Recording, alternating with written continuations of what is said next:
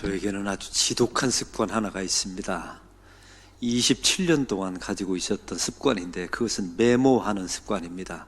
제 아내가 저에게 붙여준 별명이 있는데 메모광이라고 하는 질문을 붙여주었습니다. 지금까지 한 100여 권의 수첩을 계속해서 기록해 왔고, 좋은 이야기, 감동적인 이야기, 신문에서 좋은 기사를 보면 반드시 제가 그 자리에서 차를 세워놓고 기록하는 습관을 27년 동안 가지고 있습니다. 저는 메모를 굉장히 사랑하게 되었습니다. 그래서 책을 지을 때도 별로 어려움 없이 제가 2권의 책을 저술했던 기억이 납니다.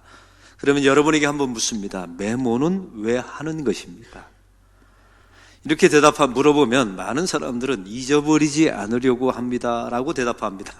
그래서 메모를 사랑하지 않는 사람들이 하는 이야기예요. 누가 저한테 물어본다면 당신은 메모를 왜 합니까? 라고 묻는다면 저는 이렇게 대답합니다. 메모는 잊어버리기 위해서 하는 겁니다. 별 감동이 없으신 것 같아요. 잊어버리기 위해서. 수많은 이야기를 듣는데 적어놓고 잊어버리기 위해서 저는 기록을 합니다. 이렇게 메모를 사랑하면 본질을 알게 된다는 사실이죠. 여러분, 세상의 통찰력을 가지고 있는 사람들의 특징이 무엇인 줄 아십니까? 그 일을 사랑하면 그 사람에게 본질이 보인다는 사실이에요. 제가 아는 분 가운데 식당을 하면서 요리를 너무 사랑하는 분이 있었습니다. 제가 그분에게 여쭤봤어요. 요리에 있어서 가장 중요한 것이 무엇입니까? 덕목이 무엇입니까? 제가 물었더니 이런 대답을 했어요. 반드시 바뀌어야 되는 것과 반드시 바뀌면 안 되는 것을 구분하는 데서부터 요리가 시작됩니다 라는 선문답을 하시더라고요. 제가 가만히 있을 수가 없잖아요. 그러면 반드시 바뀌면 안 되는 것이 무엇입니까? 했더니 2가지를 대답했어요. 첫 번째는 그 원재료의 맛을 잃어버리면 안 됩니다. 그리고 2번째는 이 음식은 사람이 먹기 때문에 사람을 소중히 여겨야 합니다. 여러분, 요리의 본질이 무엇입니까? 그 음식 자체가 아니라 원재료의 맛을 살리는 것, 그리고 이 재료를 먹는 사람을 소중히 여기는 것, 이것이 본질 아니겠습니까? 사랑하면 본질이 보여요. 여러분, 세상에서 통찰력을 갖기를 원하고 어떤 본질을 추구하는 사람이 되기를 원하거들랑 그 일을 사랑하십시오. 예수 그리스도를 사랑하시고 교회를 사랑하시고 여러분의 일들을 사랑하시기 바랍니다. 우리가 알다시피 솔로몬의 재판을 아실 겁니다. 그 솔로몬의 재판의 가장 큰 본질은 무엇입니까? 누가 진짜 엄마냐 가짜 엄마냐, 이게 본질이 아니에요. 이 재판의 가장 큰 본질은 사랑은 반드시 드러나게 돼 있다는 게 이 재판의 본질인 겁니다.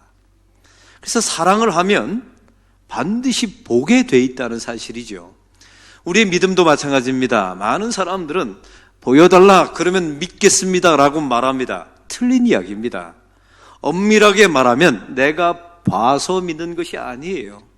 믿으면 보게 되는 것이 성경의 정신입니다.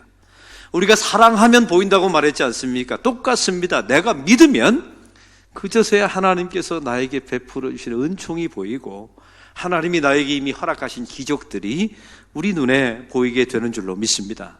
그래서 우리는 신앙 고백할 때마다 아셔야 되는 게 있어요. 내가 믿은 것만큼 보이게 돼 있어요. 믿지 않으면 하나도 안 보입니다. 그래서 성경은 뭐라고 말합니까? 계시라고 말하잖아요.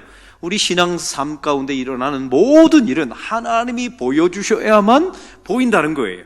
여기서 중요한 전제가 있어요. 하나님이 보여주실 때 그걸 믿는 사람만이 보인다는 사실이죠. 오늘 말씀이 바로 그런 이야기입니다. 예수님께서 베다니 마을에서 죽은 나사로를 살리셨어요. 오늘 성경의 앞절에 보니까 이를 본 많은 유대인들이 이를 믿었다라고 나와 있어요.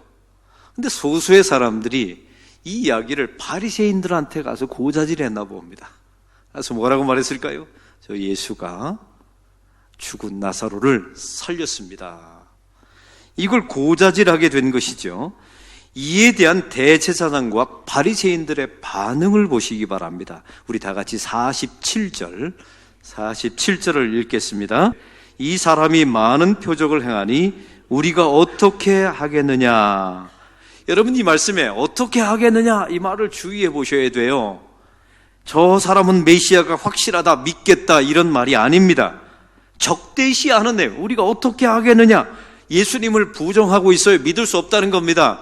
만약에 설령 예수님이 죽은 나사로를 살렸다 할지라도 저분은 우리가 기다리는 메시아가 아니다, 믿을 수 없다, 이런 이야기를 하고 있는 겁니다.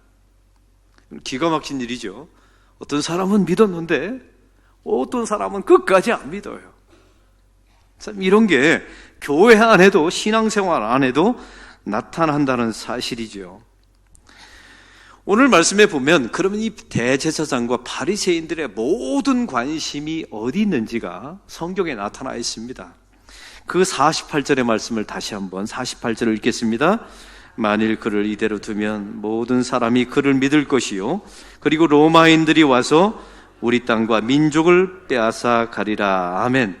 여러분, 이 사람들은 저 예수님께서 죽은 나사로를 살리신 사건을 통해서 저분이 어떤 메시아인가 이런 데는 관심이 전혀 없어요. 자신의 주도권이 예수님에게 넘어가는 것만 걱정하고 있어요. 여러분, 이 사람들이 다른 사람이 아니에요. 교회 안에 대제사장들입니다. 성전 안에 가장 하나님을 잘 믿는다고 말했던 바리새인들이에요. 이 사람들이 이 땅에 약속된 메시아를 기다리지 않습니다. 저들은 오직 한 가지 관심은 자기의 주도권이 예수님에게 표적을 베풀면 많은 사람들이 저를 믿을 것이 아니냐, 사람들이 예수님에게 몰려갈 것이 아니냐, 우리는 버림받을 것이 아니냐, 주도권이 넘어가는 것을 염려하고 있어요. 그리고 자기 자신들의 소유와 배부름이 로마에 의해서 빼앗길 것을 걱정하고 있단 말이죠. 사랑하는 성도 여러분, 예수님이 죽은 나사로를 살리신 사건이 무엇이었습니까? 성경은 이걸 표적이라고 말하죠. 이게 단순한 사건이 아니었습니다. 우리 예수님이 죽으시고 부활하실 것을 보여주시는 그림자, 예표였던 거예요. 그리고 가장 중요한 것은 이 사건을 통해서 예수님은 내가 메시아라는 것을 말하고 싶었던 것이죠. 그리고 결정적으로 그들에게 보여준 거예요. 여러분, 이 사건을 많은 사람들이 지켜보았어요. 그리고 이걸 직접 들었습니다. 그런데 이 대제사장과 바리새인들, 이 고자질한 사람들을 보십시오. 믿지 않습니다. 영접하지 않아요. 예수님을 끝까지 부정합니다. 그리고 53절 결국은 이렇게 결정합니다. 다 같이 읽겠습니다. 이날부터는 그들이 예수를 죽이려고 모의하니라. 로마 사람들이 모의한 게 아니에요. 성전 안에 하나님께 제사 드렸던 대제사장들이 예수님을 죽이기로 모의하니라. 여러분, 이 말씀을 통해서 우리가 알게 되는 게 한 가지 있죠. 본다고 믿는 것이 아니라는 사실입니다. 기적을 본다고 믿는 것이 아니에요. 교회를 다닌다고 믿는 게 아닙니다. 직분을 가지고 있다고 해서 믿는 게 아니에요. 본다고 믿는 것이 아니듯이 말이죠. 이런 성도는 항상 말합니다. 나에게 보여주면 믿겠다고요. 성경은 그렇게 말한 적이 없어요. 여러분, 성도들의 착각이 바로 여기에 있습니다. 우리에게 많은 문제들이 일어나게 되면, 어려움이 있죠. 다 성도가 살아가게 되면 교회나 직장이나 가정에서 어려움이 있게 되죠. 그때마다 성도들이 이런 기도를 합니다. 한 번만 기적이 일어나면 다 해결될 것 같은 생각을 가져요.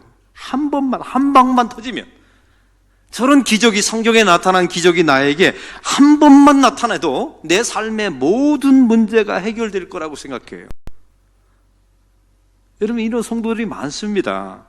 여러분 가족도 마찬가지예요. 믿지 않는 가족들이 있죠. 여러분이 아무리 전도해도 안 믿는 가족들이 있어요. 그럼 여러분 무슨 마음을 갖습니까? 하나님 한 번만 꿈속에 내 남편에게 나타나 주신다면,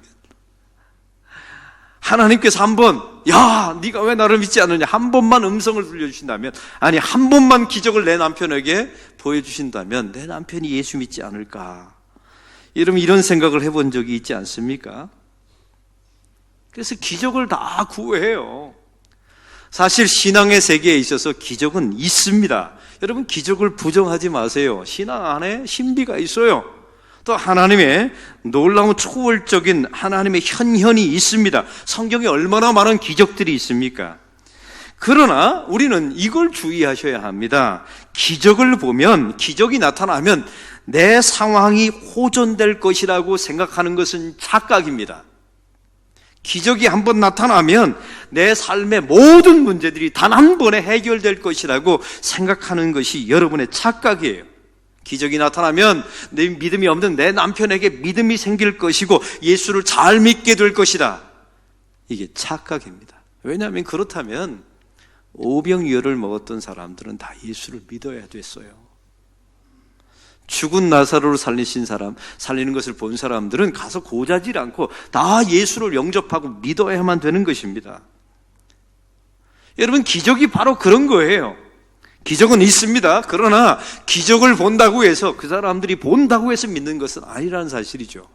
1984년도에 우리나라에 유리겔라라고 하는 사람이 왔어요. 하필 이 사람이 가장 안 좋을 때 왔어요. 제가 고3 때 왔어요.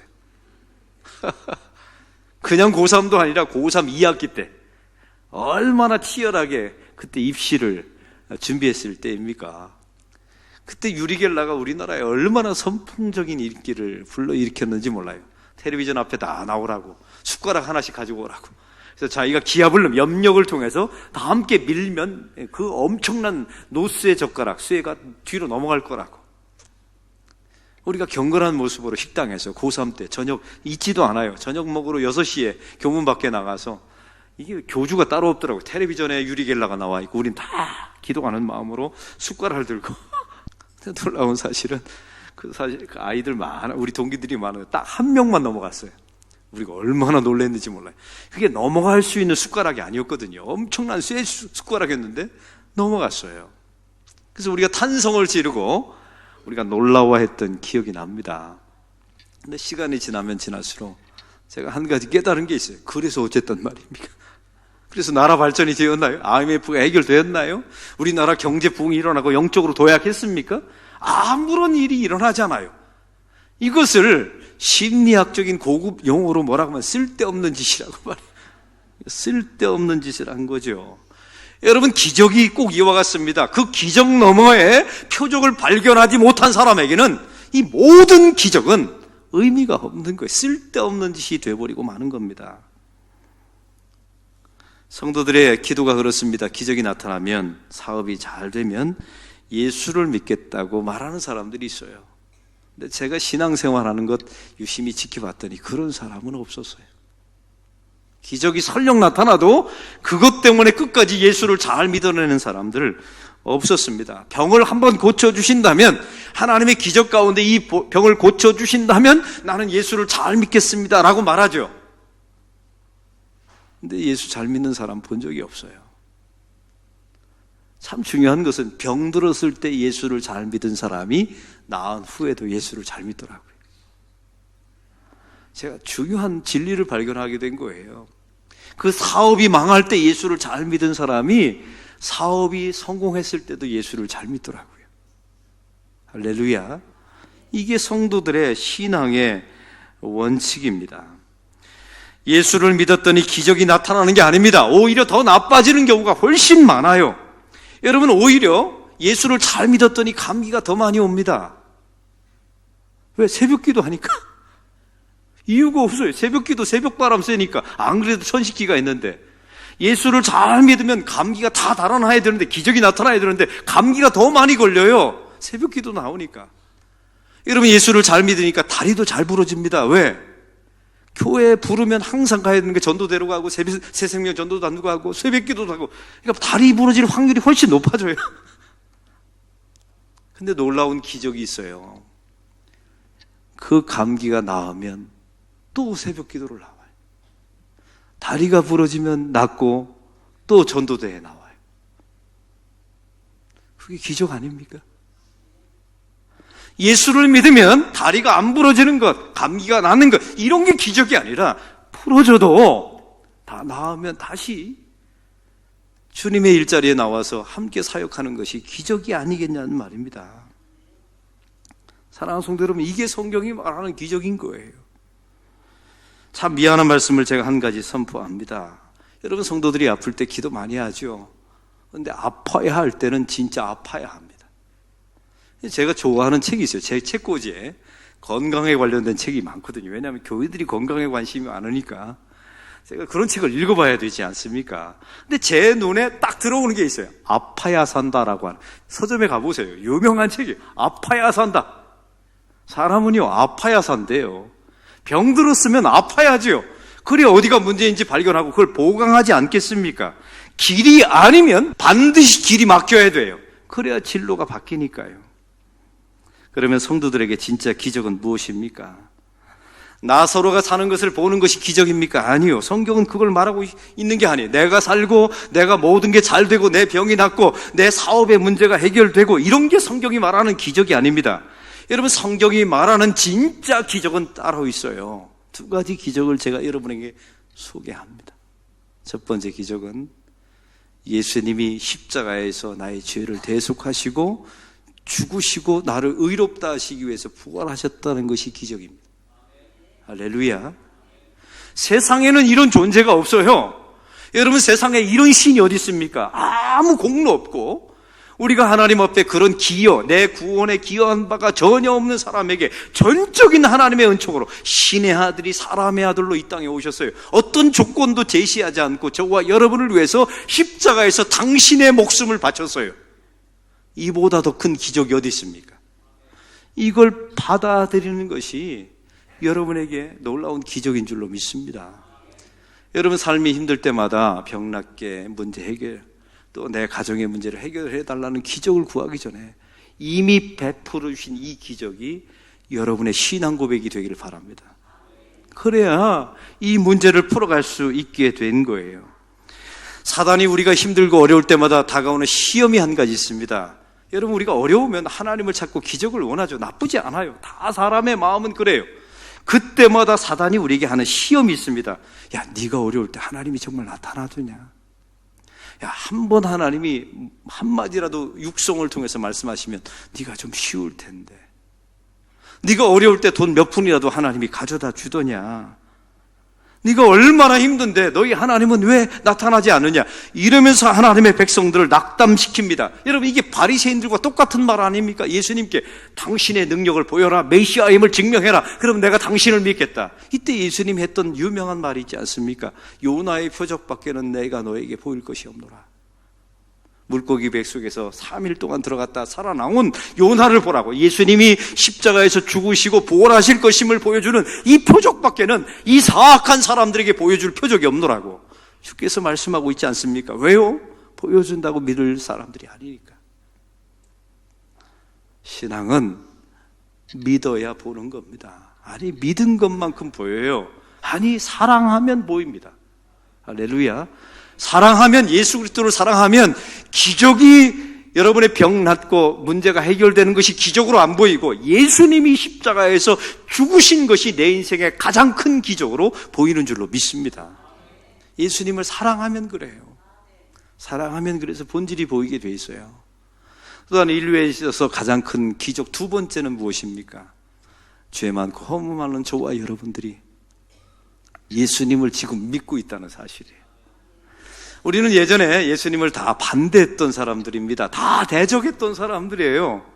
그런데 어느 순간인가 보니까 교회를 다니고 있고 예수님을 믿고 있어요. 죽은 나사로를 살리는 것 거부감도 없어요. 믿어줘요. 여러분, 이게 기적 아닙니까? 이 기적이 저와 여러분에게 이미 벌어진 줄로 믿습니다. 천국 가면 세 가지를 놀란다고 합니다. 이게 참 누가 지어낸 이야기일 거예요. 천국 가면 세 가지를 놀라게 되는데, 첫 번째는 반드시 저 사람은 올 것처럼 생각했던 사람들이 없어서 놀라고요. 저 사람은 반드시 못 올 것 같은 사람이 천국에 갔더니 와 있어서 놀라고. 세 번째가 중요합니다. 나 같은 죄인이 예수 믿어 천국에 와 있다는 것을 가장 놀랍게 여긴다는 거예요. 누가 지어낸 이야기있지만 정답입니다. 여러분, 세상에서 가장 큰 기적, 가장 큰 탄식, 가장 큰 감격은 무엇입니까? 나 같은 죄인이 예수님을 믿고 구원받은 하나님의 백성이 되었다는 거예요. 할렐루야. 저는 목회할 때 어려운 일이 왜 없었겠습니까? 10년 4개월 동안에 사실은 여기 목까지 그만두겠다고 다계석상에서 목회하면서 나 그만둘래 말하고 싶었던 적이 많았어요. 몇 년 전에는 제 지금 홈페이지, 제 컴퓨터의 창에 사임서를 제가 직접 썼습니다. 내가 이러한 이유로 안락교회 담임 목사직을 사임하겠습니다. 지금도 제가 남겨놨어요. 제 창에 남아 있습니다. 여러분, 저만이 아니라 다 직장 다니는 분도 마찬가지일 거예요. 다 그만두고 싶다는 그런 순간, 고통의 순간들이 오죠. 집어치우고 내가 이것밖에 할 일이 없냐, 뭐 이런 마음들이 다 들 수도 있어요. 근데 놀라운 사실은요, 그때마다 하나님께서 저에게 기적을 베풀어 주셨어요. 어떤 기적이냐면, 그걸 입 밖에 내기 전에, 왜 그런 말을 하고 싶지 않았겠습니까? 근데 그걸 입 밖에 내기 전에 하나님이 저에게 항상 기도를 시키셨어요. 기도를 시키시면 반드시 기적이 나타났는데, 그런 어떤 문제가 해결되는 기적이 아니었어요. 힘들게 하는 사람이 찾아와서 미안하다, 이런 그런 기적이 아니었습니다. 두 가지 기적이었는데, 예수님이 이 죄 많은 저를 위해서 십자가에서 죽으시고 부활하셨다는 것을 저에게 보여주셨어요. 그리고 이 죄 많고 허무많은 제가 예수를 믿고 이 거룩한 성직인 목사 일을 하고 있다는 것을 보여주셨어요. 그래서 한 번도 10년 동안 입 밖에 꺼내지 않았습니다. 마음에는 있었지만 입 밖에 꺼낸 적이 없었어요. 왜냐하면 이 기적이 일어났기 때문에. 그 두 가지요. 또 한 가지 결정적인 이유가 있었어요. 그만둔다고 못한 이유는 갈 데도 없었어요. 사랑하는 성도 여러분, 살다가 힘들고 어려울 때 기적이 한 번만 나타나면 이 한 방에 내 모든 삶의 문제가 해결될 거라고요. 성경은 그런 식으로 해결하라고 말한 적이 없어요. 그런 식으로 해결하라고 말한 적이 없습니다. 여러분, 제가 우리 교회 안에 암 환자들이 참 많이 있습니다. 이분들이 기도할 때마다 한 번만 고쳐주신다면 하나님, 제가 하나님을 위해서 뭘 하겠다고, 저는 그런 말 잘 안 믿어요. 아까 말씀드렸죠? 아플 때 잘 믿는 사람이 나아서도 잘 믿는 거예요. 제가 그분들에게 항상 공통적으로 말씀해드리는 멘트가 있습니다. 이 암이라는 질병은 하나님의 심판이 아닙니다. 지금까지 살아왔던 모든 삶의 방식, 생각, 습관, 먹는 것, 모든 것을 다 바꾸라는 하나님의 사랑의 계시입니다. 제가 그렇게 말해요. 그래서 이걸 다 바꾼 사람들은 나도 계속 건강하고, 이걸 다 바꾸지 않는 사람은 의학의 힘을 빌려서 나도 또 재발하고. 사랑하는 성도 여러분, 이걸 보십시오. 우리 삶의 원리도 이런 거예요. 진짜 기적은 내 질병이 고쳐지는 게 아니라 지금까지 살아왔던 내 삶의 모든 신앙의 고백, 삶의 방식이 바꾸어지는 것이 기적인 줄로 믿습니다. 여러분, 그 가장 대표적인 것이 예수님이 나를 위해서 십자가에서 죽으시고 부활하셨다는 사실을 믿는 것, 이게 기적이에요. 나 같은 죄인이 구원받아 하나님의 백성이 되어서 이 자리에 예배드리고 하나님의 사역자가 되어 있다는 것이 기적입니다. 이 기적을 믿는 사람, 놀라운 사실은 다 보여요. 이런 기적을 세상에서 가장 큰 기적이라고 고백하는 사람은 여러분의 삶 속에 하나님이 얼마나 여러분을 사랑하시는지 다 보여주십니다. 그리고 통찰력이 생기고 본질이 보이게 됩니다. 할렐루야. 그런 사람들이 이 땅을 승리하고 견디게 되는 줄로 믿습니다. 오늘 우리 부목사님이 사회를 하다가 마지막에 내려가실 때 설교 제목을 잘못 읽고 내려갔어요. 가장 큰 기억이라고. 기적인데, 근데 저는 이런 생각이 들어요. 맞아요. 여러분, 이걸 기억하셔야 돼요. 오늘 예수님께서 나를 위해서 십자가에서 죽으시고 부활하셨다는 사실을 기억하십시오. 그리고 나 같은 죄인이 주님께 부름받아 예수 믿게 되었다는, 이게 얼마나 큰 기적인지를 기억하십시오. 그러면 그 사람에게 하나님께서 많은 것들을 보여주시고, 또 여러분의 삶 속에 무엇이 진짜 큰 기적인지를 알게 되고, 좀 작은 여러분의 삶 속에 어려운 일이 있더라도 잘 버티고 견디고 승리하는 하나님의 백성이 될 줄로 믿습니다.